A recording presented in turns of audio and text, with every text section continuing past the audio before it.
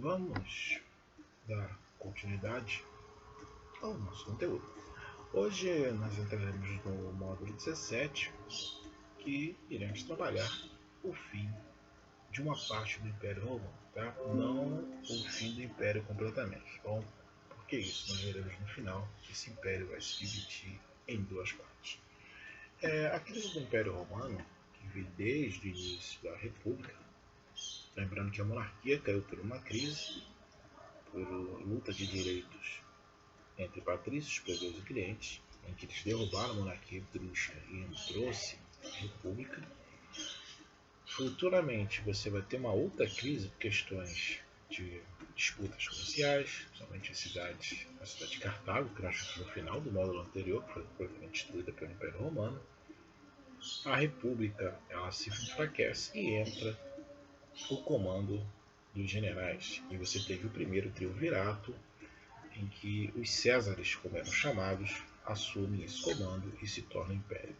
E dentro desse Senado, como eu expliquei para vocês na aula anterior, você vai ver conspirações, onde muitos desses imperadores eles são mortos, muitas das vezes na frente dos próprios senadores, pela famosa punhalada nas costas, né?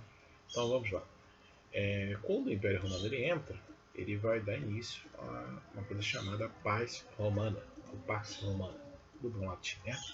Essa Pax Romana ela vai se dar a um período em que esse império praticamente não vai ter guerras.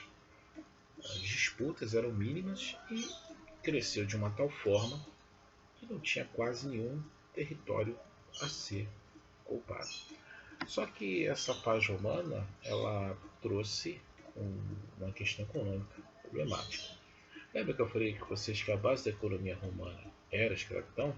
Então, quando você não tinha esses conflitos, não tinha a questão da expansão territorial romana, você não tinha o reabastecimento da mão de obra escrava. Bom, só um detalhe, tá, gente? Essa escravidão lá no Império Romano não tem nada a ver com a escravidão na África, tá? Que nós só estudaremos mais profundamente no 7º ano, quando nós começarmos a ver o processo da colonização e da expansão marítima comercial. Bom, como também já expliquei para vocês que essa escravidão, o ato da escravidão já existia bem antes do continente africano, nessas grandes civilizações da antiguidade, e algumas delas, com o passar do tempo, foram sendo abolidas, outras dando continuidade, e a escravidão é um mal que, graças a Deus, nós, no mundo moderno de hoje, não se tem nenhum estado, país, em que a escravidão seja utilizada como base econômica. Por que eu falo base econômica?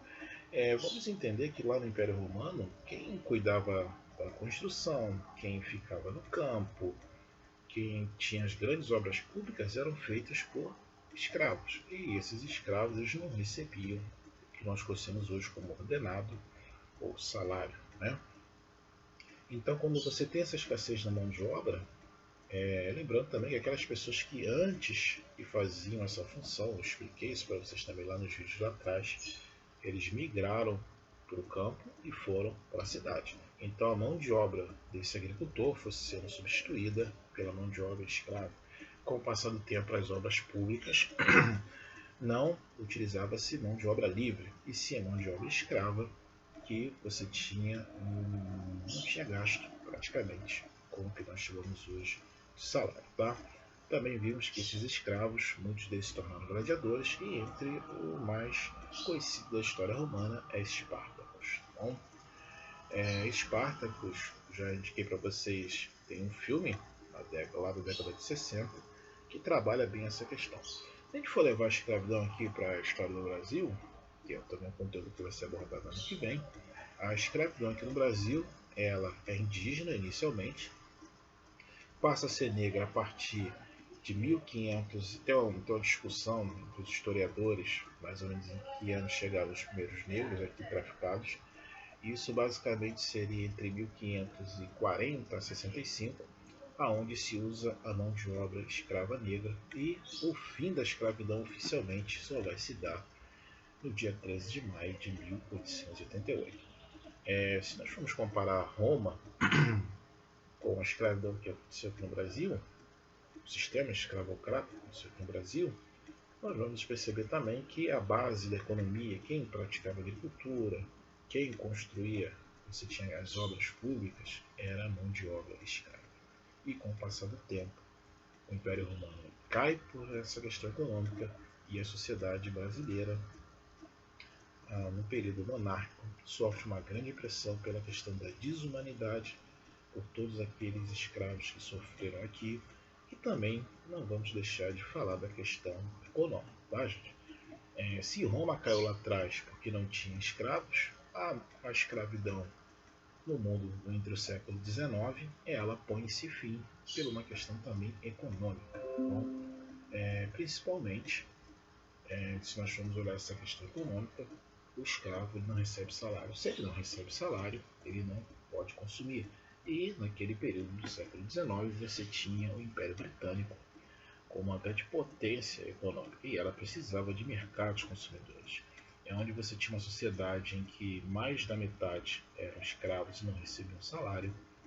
Na visão econômica não era uma coisa bem vista, né? Por isso que a Inglaterra, ela, durante o século XIX, pôs grande pressão para o fim da escravidão. E é daí que vem a expressão para inglês ver, quando esses britânicos eles proíbem o tráfico negreiro e o governo brasileiro, comandado por Dom Pedro I, que dita essa frase célebre da história para inglês ver, engana esses britânicos. Mas isso aí é um assunto que vocês vão ver lá entre o oitavo e início do nono ano. Vamos voltar aqui para Roma, no sexto ano.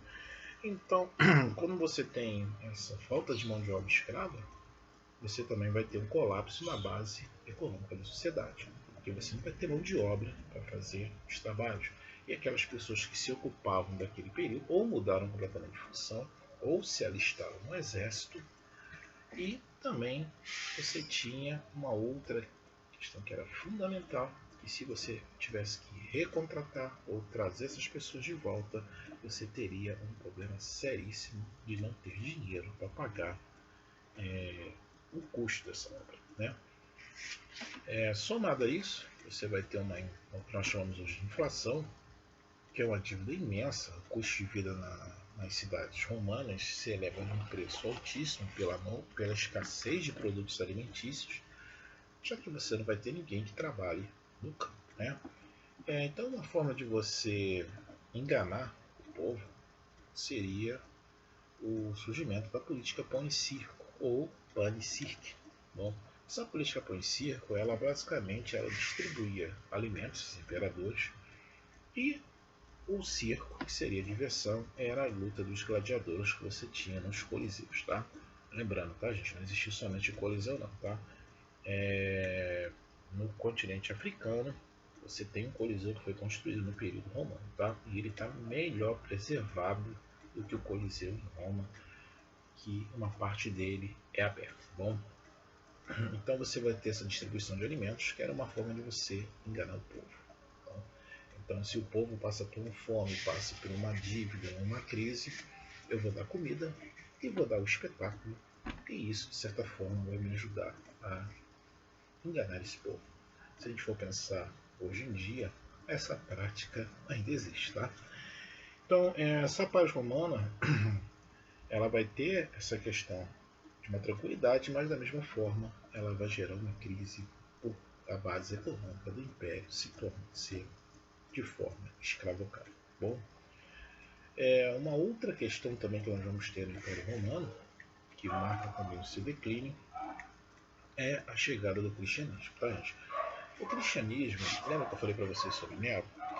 O cristianismo, ele vem contra tudo aquilo que se pregava na religião romana. Essa mesma religião romana, para quem não lembra, politeísta. Então pregava-se a crença no único Deus, pregava-se a salvação através da fé e a ressurreição. Bom, coisas completamente diferentes, e a compaixão e o amor ao próximo e o perdão. Coisas completamente diferentes que você tinha nessas religiões romanas. Se vocês me perguntarem sobre esses deuses romanos, existiam vários. Você tem os mais famosos, que é Apolo. Só que, por que existiam vários? Como o Império Romano iria crescendo, várias crenças foram sendo somadas às crenças romanas. Porque o Império Romano, em determinados lugares, ele permitia, de certa forma, a liberdade religiosa. Bom, que futuramente, alguma dessas crenças, a igreja cristã, não católica, tá, gente? Vou explicar porque a gente não pode falar igreja católica no início desse Império Romano. Essa igreja cristã vai condenar como paganismo. Bom, então o cristianismo, deve que vocês entendam que o cristianismo é a religião abramaica, tá? Ela é abramaica monoteísta. Por que ela é abramaica monoteísta? Porque a origem dela é judaica. Se você pegar o cristianismo como o islamismo, a base da religião é toda judaica. Bom, e no caso, o líder que você tem, ou Messias, como é denominado naquele período, foi Jesus Cristo, que nasceu na cidade de Belém, ou Jesus de Nazaré, ou Ashua, como se fala no hebraico antigo. Tá? Só por curiosidade, na região da Palestina existe somente um povoado que se fala até hoje a língua que Cristo falava naquela época. Tá? Só por curiosidade, pra vocês terem ideia. Então, o aramaico, que ele sofre várias alterações no decorrer do tempo. Bom, então, esse cristianismo, inicialmente surge lá, atualmente, que marca a divisão também do nosso calendário, né? Antes de Cristo e depois de Cristo. Futuramente vai gerar a Igreja Católica, isso só no século IX, tá? Muitas pessoas acham que a Igreja Católica ela vai surgir logo após a crucificação de Cristo. Não, tá, gente? Ela só vai surgir como instituição só a partir do século IX, a partir de Constantino. E essa igreja vai sofrer uma divisão no século X, que cria essa igreja ortodoxa. E essa mesma igreja católica vai sofrer uma segunda divisão, que vai ocorrer no finalzinho da Idade Média pré-moderna, que é as igrejas protestantes, que nós chamamos, ou aqui no Brasil, de igrejas evangélicas. Tá? Então esse cristianismo começa com linhas de pensamento, vou explicar qual o motivo. No século IX se unificam, queria ser a igreja católica, tudo grego, juntos. Você tem um símbolo da cruz. Um século depois essa igreja vai sofrer uma divisão, você vai ter a igreja ortodoxa, e 400 anos depois você vai ter uma outra divisão, que é o surgimento das igrejas protestantes, iniciado na Germânia, tá? Na Alemanha, que naquela época não existia Alemanha, pelo Lutero, Martinho Lutero. Depois, dentro desse próprio protestantismo, você vai ter o luteranismo, você vai ter o calvinismo e você vai ter o anglicanismo. Tá? Mas esse é um assunto do próximo ano, no conteúdo histórico. Só vocês terem noção como o cristianismo ele começa lá como uma seita judaica, tá? Não podemos esquecer que eles eram judeus, hebreus, eram considerados uma seita, bom? E no decorrer dos séculos vai se expandindo, crescendo e chega ao coração de Roma. Bom, segundo essas tradições do judaísmo, no ano 26 depois de Cristo, viria o Messias, e esse Messias, de certa forma, seria ligado ao rei Davi, o mesmo rei Davi que nós estudamos lá atrás, quando se formou a sociedade hebraica. Então, vocês notarem a ligação que você tem do cristianismo com o judaísmo. O islamismo, que é assunto mais à frente do conteúdo, também vai ter a base no judaísmo. Tá? Só que 26 depois de Cristo, Cristo no caso já está vivo, ele é rejeitado como esse Messias pelos judeus. Bom, durante muito tempo o judaísmo, você tem subdivisões também, tá? Às vezes as pessoas acham que o judaísmo é uma coisa única, da mesma forma que as pessoas acham que o cristianismo você tem só a igreja católica e só as igrejas protestantes. Dentro dessas linhas de pensamento religiosas, você tem subdivisões de pensamentos completamente diferentes. Uma delas, para vocês terem ideia, na igreja católica, hoje, o Papa se chama Francisco, é da ordem franciscana. Bom, vamos voltar aqui para o início do cristianismo. Então, esse Messias, Jesus Cristo, ele é rejeitado, tá? Ele é chamado de apóstata. Apóstata era um termo que era utilizado, que não se usa mais, que basicamente está ligado ao preconceito, à difamação, à calúnia e outros significados, dependendo aonde ele é aplicado. Bom, então Jesus ele é crucificado, seus apóstolos seguem o caminho e vão levando perante o reino da Palestina os seus ensinamentos, tá bom? E uma coisa interessante de saber é que desses apóstolos, um cometeu suicídio, foi Judas, e tinha mais de um Judas no apóstolo, tá, gente?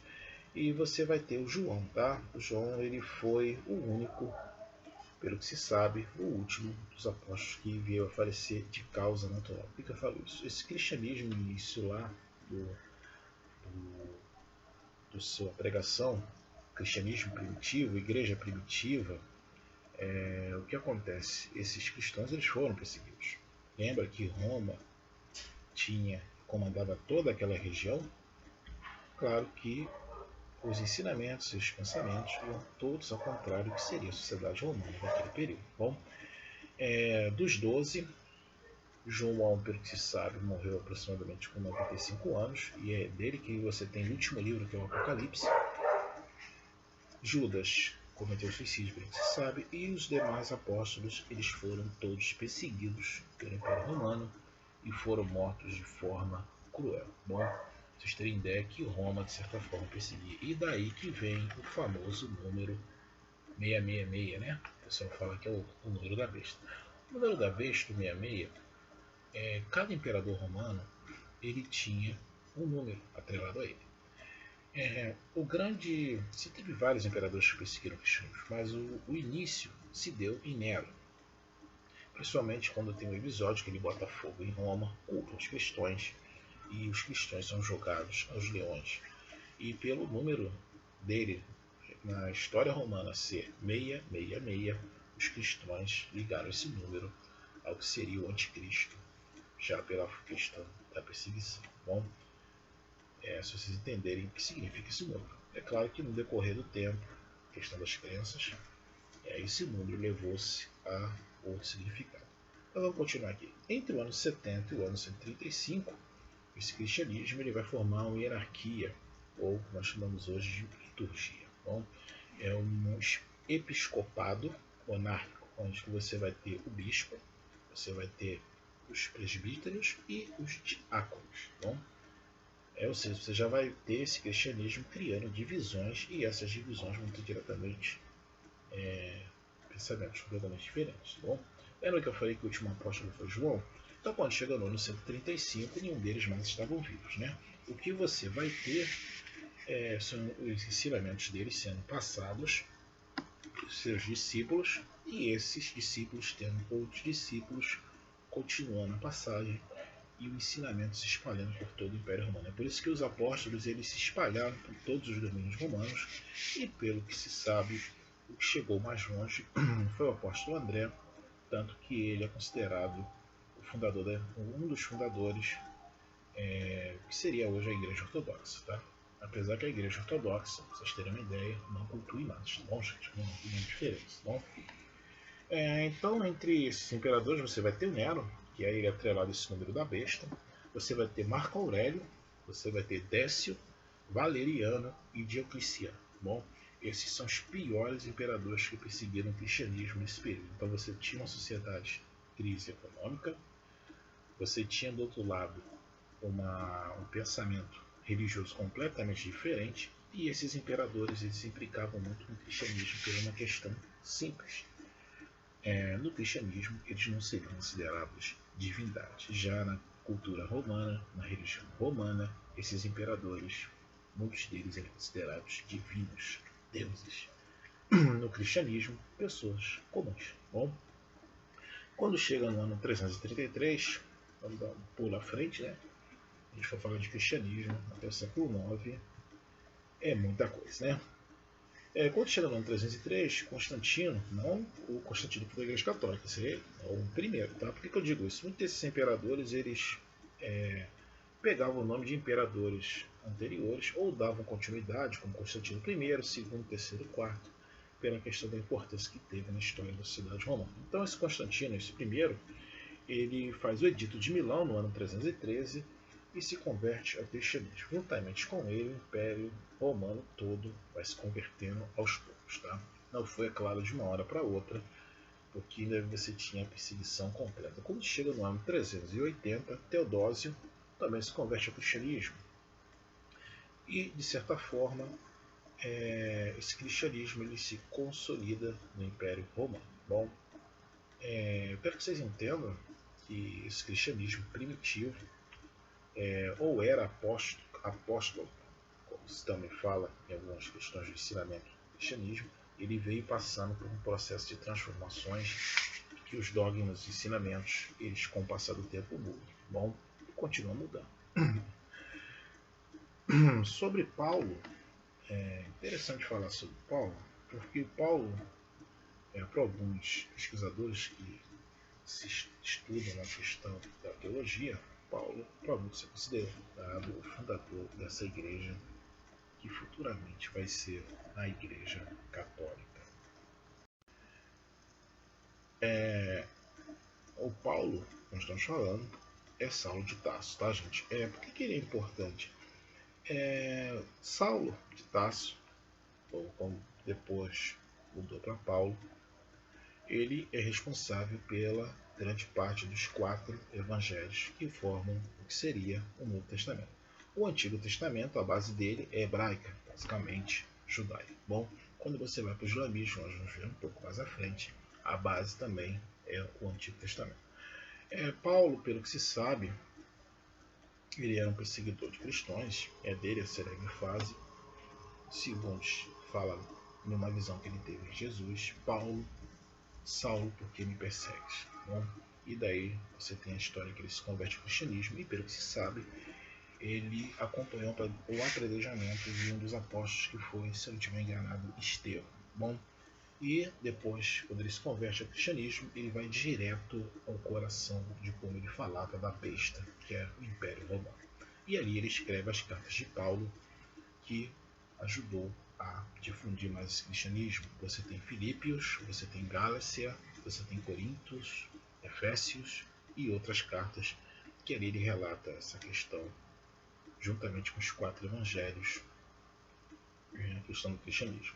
É um filme que eu indico para vocês assistirem. Esse filme saiu em 2018, para vocês terem noção de como esse cristianismo lá atrás ele passa por uma transformação. É Paulo, o apóstolo de Cristo. É uma produção de 2018, tá? Um excelente filme que não só trabalha a questão religiosa, da religião daquele período, que é o cristianismo, mas sim a importância do ser humano, tá? É um excelente filme, se tiver a oportunidade.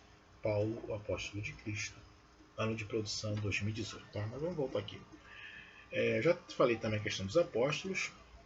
Os 10 morreram de forma trágica, bom, ou foram crucificados, ou foram jogados aos leões. Se não estiver enganado, Mateus ele foi flechado, mas isso não é o foco principal aqui da aula. Vamos voltar aqui para Roma. Então você vai ter o cristianismo chegando, eu expliquei a origem desse cristianismo, você vai ter a questão da escravidão em crise, e o terceiro fator que marca o declínio desse Império Romano, você vai ter as invasões germânicas. As invasões germânicas, ou como os romanos chamavam de povos bárbaros. Por que eles chamavam de bárbaros? Geralmente, se a gente pegar a palavra bárbaros, hoje em dia, está associada àquelas pessoas que, de certa forma, são destruidoras, não têm apreço pelo bem comum e pratica vandalismo, da mesma forma que a palavra vândalos também está associada a isso. Bárbaros eram germânicos e vândalos também eram germânicos. Tá? A cultura romana chamava eles de bárbaros por eles não serem da mesma cultura, por não falarem latim, por terem crenças completamente diferentes da sociedade romana. Bom, e como é que eles entram nesse Império Romano? Eles vão entrar de forma pacífica, se misturando já pela sociedade romana e também pelo enfraquecimento do exército romano. Né, gente? O exército romano ele cresce, ajuda a crescer o império, da mesma forma como eles já recebiam o salário, que hoje nós usamos o termo soldo, tá? Contra-cheque de militar. E o Império Romano tinha dívida, não tinha como pagar uma dimensão daquele exército imenso. Né? Eu botei para vocês nas aulas anteriores alguns vídeos sobre esse exército. Eu vou ver se consigo colocar também no espaço virtual vídeos que trabalham bem essa questão da formação do exército romano e a principal formação dele, que é a formação tartaruga. Bom, além do Paulo, onde vocês podem ver também, já é uma questão de animação, o declínio do Império Romano, somente o período da Pax Romana, é o desenho do Asterix e Obelix. Bom, é um desenho de autoria francesa, e a França foi ocupada também pelos romanos, são os reinos francos, que nós vamos ver mais um pouco à frente também, mas a dizer no 7º ano, e ali você vê claramente uma crítica ao Império Romano daquele período. Então você vai ter mão de obra escrava, você vai ter o cristianismo que tenta mudar o pensamento. Esse cristianismo vai crescer pela crise social do Império Romano, pela uma questão de pregar a não a divindade, a salvação, coisa que a sociedade romana passava pelas suas crises. Bom, esses germanos, eles entram, eles começam a se misturar na sociedade romana, ocupam cargos públicos, ocupam a questão do exército romano também. Isso vai ter também um terceiro fator desse declínio.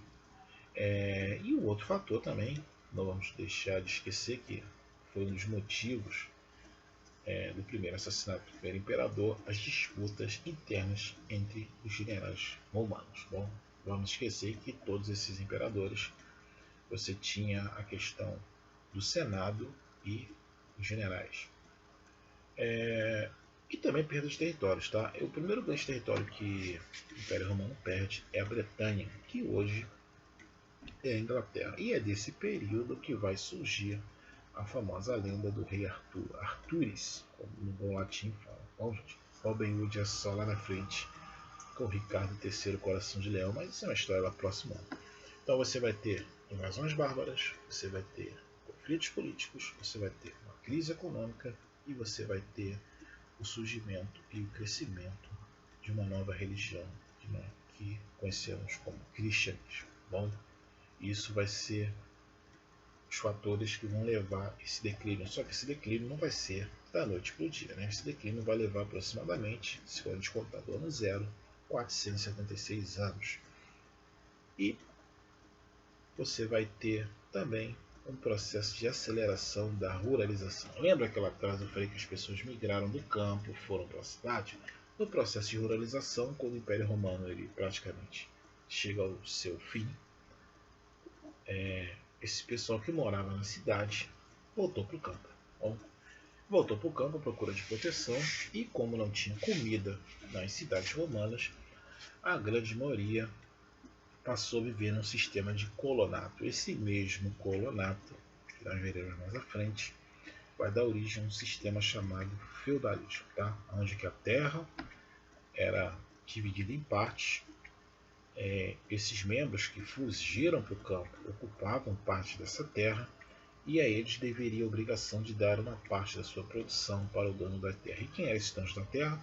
Eram aqueles mesmos lá do topo da pirâmide, que eram os patrícios que recebiam essas terras por espólios de guerra, eu já expliquei lá atrás também, ou por serviços prestados ao Império Romano. Bom, então você vai ter essa crise, os fatores, o que vai acontecer com a sociedade, ela praticamente volta para o campo, e quando chega no século IV, Diodósio ele vai dividir o Império em dois. Bom, foi uma forma que ele pensou na época, né, que essa divisão iria completamente ajudar a administrar esse Império Romano. Bom, então ele é dividido em Império Romano do Ocidente e Império Romano do Oriente. O do Ocidente, a capital era na região de Milão, e do Oriente, Constantinopla. Tá? Constantinopla hoje é a cidade de Istambul, capital de um estado chamado Turquia. Bom, a gente ainda vai ouvir falar de Constantinopla ainda ano que vem, que ela vai ser um dos principais palcos das cruzadas. Bom, aí já é a Igreja Católica. Mas vamos continuar aqui. Então a solução da crise, segundo ele, seria a divisão desse império, tanto do Ocidente como do Oriente. E um outro fator também vai ser a questão, que eu já expliquei lá atrás, das crises militares, que o Império Romano não consegue mais segurar as suas fronteiras, os baixos salários. Então, quando chega no ano 476, com as novas invasões bárbaras. Lembrem-se, bárbaros e germânicos não eram só um povo único, tá? Você tinha vândalos, visigodos e tantos outros que não entraram no Império Romano de forma pacífica, né?